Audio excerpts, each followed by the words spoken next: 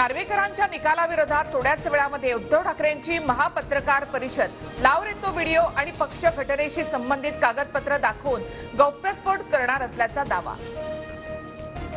वरळीमध्ये उद्धव ठाकरेंच्या पत्रकार परिषदेची जय्यत तयारी, वकील, कायदेतज्ञ सुद्धा हजर राहणार। देशभरातील माध्यमांच्या उपस्थितीमध्ये नार्वेकरांच्या निकालावर आक्षेप मांडणार।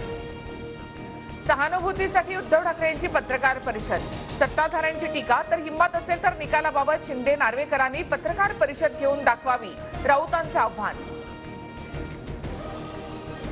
विधानसभा अध्यक्ष राहुल नार्वेकरांची 5 वाजता पत्रकार परिषद, उद्धव ठाकरेंच्या पत्रकार परिषदेनंतर राहुल नार्वेकर उत्तर देणार। नार्वेकर काय उत्तर देणार याकडे लक्ष।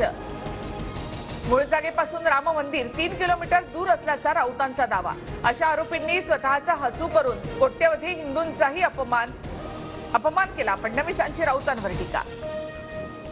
राम मंदिराच्या कार्यक्रमाला भाजपने राजकीय स्वरूप दिलं, राहुल गांधींची टीका। 22 जानेवारीचा कार्यक्रम हा फक्त मोदी आणि राष्ट्रीय स्वयंसेवक संघाचा सोहळा असाही दावा।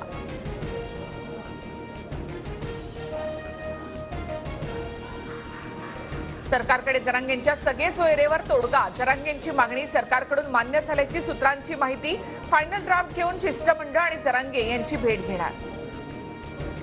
आश्वासन पूर्ण न केल्यास मुंबईमध्ये मोर्चा निघणारच, मात्र रॅलीमध्ये आपली माणसं घुसवण्याचा सरकारमधल्याच काही मंत्र्यांचा कट, मनोज जरांगे यांचा गंभीर आरोप।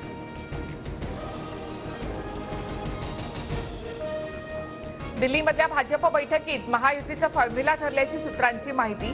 भाजप 32, शिंदे गट 10 तर अजित पवार गटाला 6 जागा मिळणार असल्याची माहिती।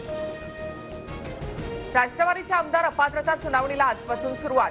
थोड्याच वेळामध्ये विधानसभा अध्यक्ष राहुल नार्वेकरांसमोर पहिली प्रत्यक्ष सुनावणी होणार।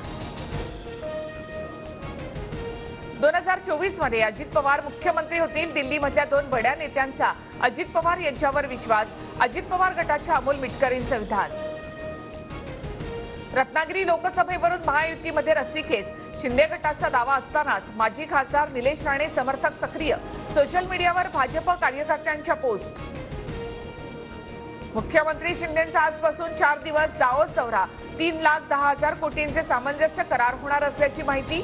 तर राज्यामधून गुजरातला गेलेले उद्योग आधी आणा मग दाओसला जा, राऊतांची टीका। भाजप शासित राज्यातील मंत्र्यांची आज दिल्लीमध्ये बैठक, लोकसभेच्या पार्श्वभूमीवर पंतप्रधान मोदी बैठक घेणार। गिरीश महाजन, अतुल सावे, चंद्रकांत पाटील बैठकीला उपस्थित। मुंबईतील 4 विभागांमध्ये उद्या पाणी टंचाई, ए, बी आणि ई विभागातील पाणी पुरवठा सकाळी 10 वाजेपासून 24 तास बंद असेल। नागरिकांना काटकसरीने पाणी वापरण्याचं पालिकेचं आवाहन।